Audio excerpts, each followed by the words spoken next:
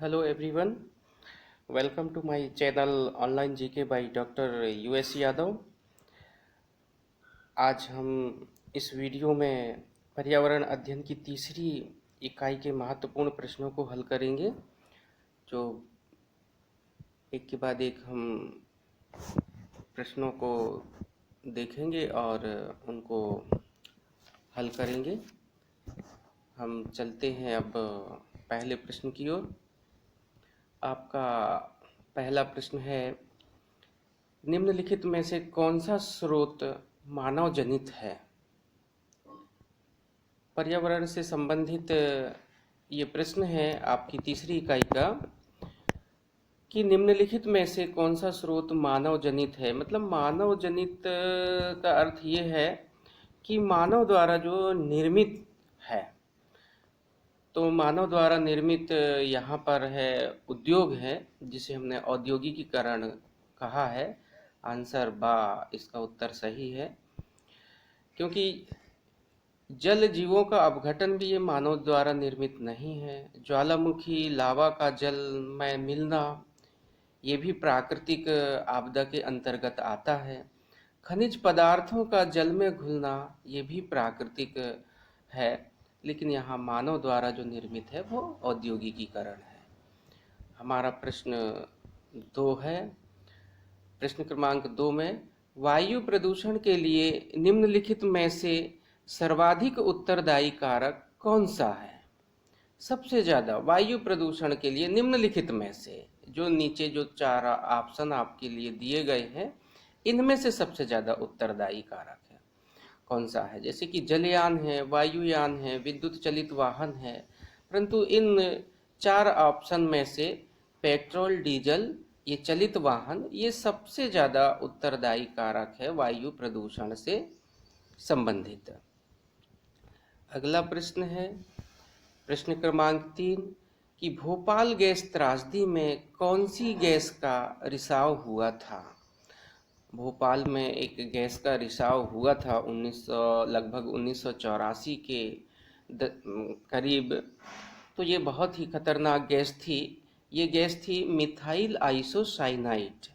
ये methyl isocyanide gas Bhopal में रिसी थी, जिससे भोपाल नगर की जनधन की बहुत बड़ी हानि हुई थी। अगला प्रश्न है प्रश्न क्रमांक 4, पर्यावरण प्रदूषण के लिए ये निम्नलिखित में से कौन सा कारक सर्वाधिक उत्तरदायी है? पर्यावरण प्रदूषण के लिए नीचे जो दिए गए हैं, इनमें से वैसे तो बहुत सारे कारक जो है उस पर्यावरण प्रदूषण के लिए उत्तरदायी है, पर नीचे जो 4 ऑप्शन दिए हैं, इनमें से कौन सर्वाधिक उत्तरदायी है? प्रश्न का मतलब ये है। तो नलकूप खनन, कृषि अपशिष्ट, औद्योगिकीकरण और घरेलू अपशिष्ट। तो इसमें उत्तर सा सही है, औद्योगिकीकरण जो है वो सर्वाधिक उत्तरदायी है। तो नलकूप खनन भी उत्तरदायी है, परंतु जितना वायु प्रदूषण से संबंधित औद्योगिकीकरण उत्तरदायी है, उतना कृषि अपशिष्ट नहीं है और घरेलू अपशिष्ट भी नहीं है, पर औद्योगिकीकरण ज़्यादा उत्तरदायी है। अगला आपका प्रश्न है प्रश्न क्रमांक 5, पृथ्वी में 97% जल का भाग पाया जाता है। 97% जो जल का भाग है वो कहाँ पाया जाता है? तो वो समुद्रों में पाया जाता है। 97% जल समुद्र में पाया जाता है। अब मैं आपसे एक प्रश्न यहाँ पर है कि पीने योग्य जल पृथ्वी में कितने प्रतिशत है? ये मुझे आप कमेंट्स करके बताएंगे कि जो हम पानी पीते हैं वो पीने योग्य जल जो है पृथ्वी में कितने प्रतिशत है, ये आप मुझे कमेंट्स करके बताएंगे। अगला प्रश्न है प्रश्न क्रमांक 6, कर्कश, अवांछित या अनचाही ध्वनि को क्या कहा जाता है? तो कर्कश है या अवांछित है या अनचाही जो ध्वनि है उसे हम शोर कहते हैं, या शांत वातावरण भी नहीं कहते, ध्वनि भी नहीं कहते, विस्तारक भी नहीं कहते। कभी कभी हम कह देते हैं कि यार ज़्यादा शोर ना मचाओ, मतलब वो कर्कश है, हमारे कानों में चुभ रही है, ऐसी ध्वनि को हम शोर के नाम से जानते हैं। अगला प्रश्न है प्रश्न क्रमांक 7, कितने डेसिबल से अधिक तीव्रता की ध्वनि शोर कहलाती है? तो 70 डेसिबल से अधिक तीव्रता की ध्वनि को शोर कहा जाता है।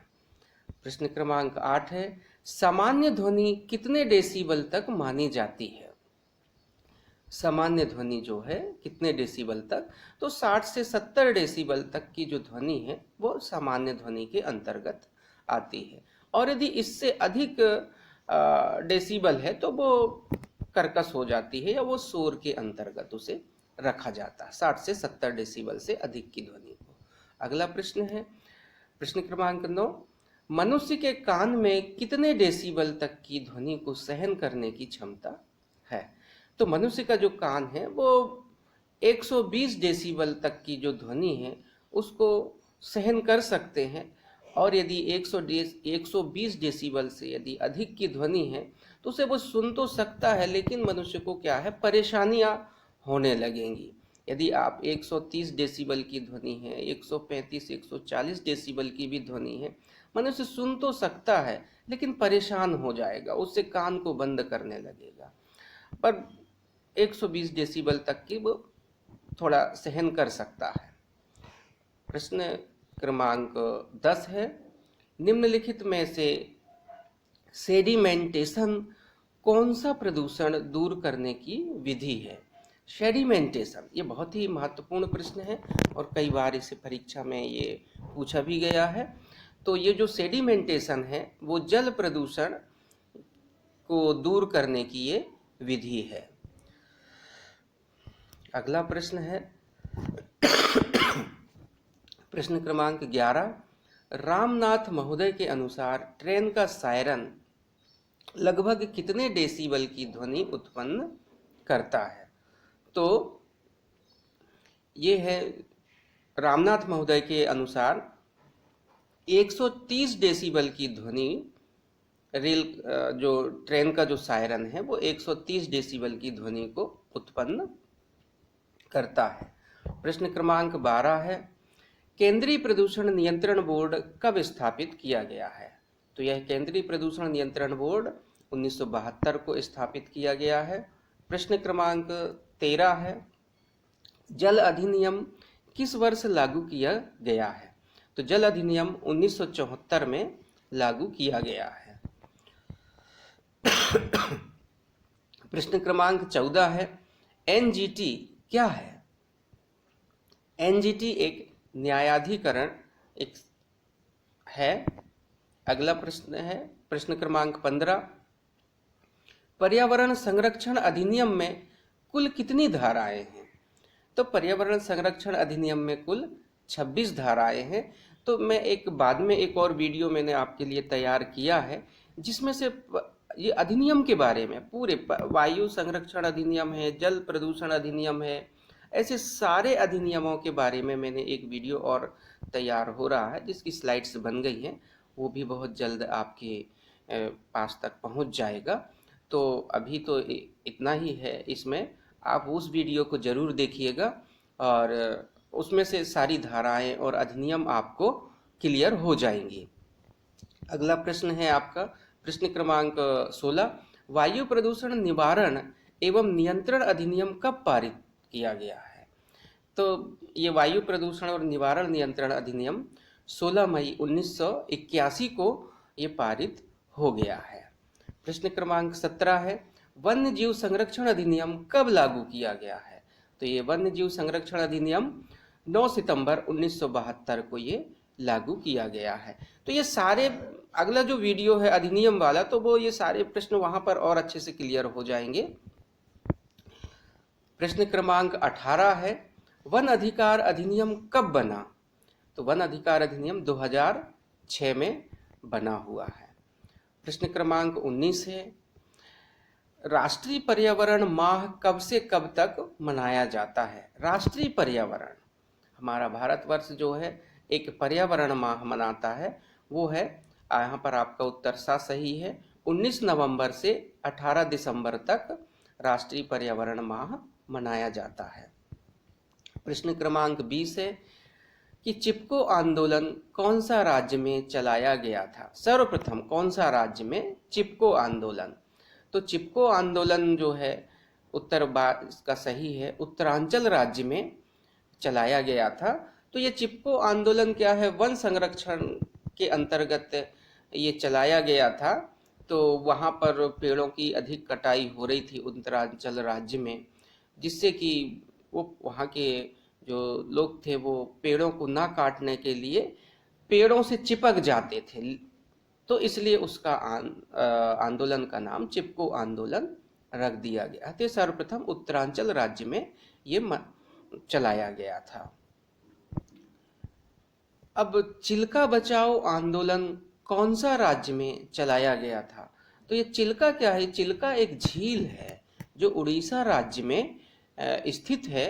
तो उड़ीसा में इसे चलाया गया था कि चिल्का बचाओ, मतलब चिल्का झील को बचाओ करके ये आंदोलन एक लागू वहां पर किया गया था वहां के स्थानीय निवासियों ने। अगला प्रश्न है आपका प्रश्न क्रमांक 22। नर्मदा बचाओ आंदोलन का नेतृत्व मुख्यतः किसने किया था? नर्मदा बचाओ आंदोलन, तो नर्मदा बचाओ आंदोलन जो था वो मेघा पाटकर के माध्यम से चलाया गया था कि नर्मदा नदी में बहुत छोटे बड़े बांधों को बनाया जा रहा था और नर्मदा नदी को भी ज़्यादा प्रदूषित लोग करने लगे थे। इस कारण से एक आंदोलन का जन्म हुआ था कि नर्मदा बचाओ आंदोलन, और वो उसके नेतृत्वकर्ता थी वो मेघा पाटकर थी। और ये सुंदरलाल जो बहुगुणा थे ये उसके क्या कहते हैं, ये चिपको आंदोलन के नेतृत्वकर्ता थे ये। अगला प्रश्न है आपका प्रश्न क्रमांक 23 कि मध्य प्रदेश प्रदूषण नियंत्रण मंडल का मुख्यालय कहाँ स्थित है?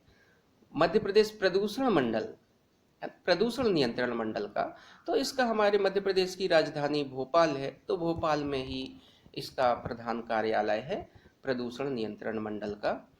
अगला प्रश्न है प्रश्न क्रमांक 24। नोएडा परियोजना कौन सी सरकार के अंतर्गत संचालित है? तो ये नोएडा परियोजना जो है स्वीडन सरकार के अंतर्गत संचालित है। ये सारी जो परियोजना है, सारे अधिनियम है, ये सब पर्यावरण से संबंधित है। इस वीडियो पे आप इसे ज़्यादा आने की ये ऐसा नहीं सोचना कि ये प्रश्न कैसा है, कहीं कि ये कठिन है, पर ये सारे प्रश्न जो हैं ये पर्यावरण से संबंधित है जो परीक्षा में बार बार पूछे जाते हैं। तो प्रश्न क्रमांक 25 है लोक दायित्व बीमा योजना की स्थापना कब की गई थी? तो ये लोक दायित्व बीमा योजना की स्थापना 1991 में की गई थी। अगला प्रश्न है आपका प्रश्न क्रमांक 26। भोज वेटलैंड परियोजना का क्रियान्वयन किया जा रहा है।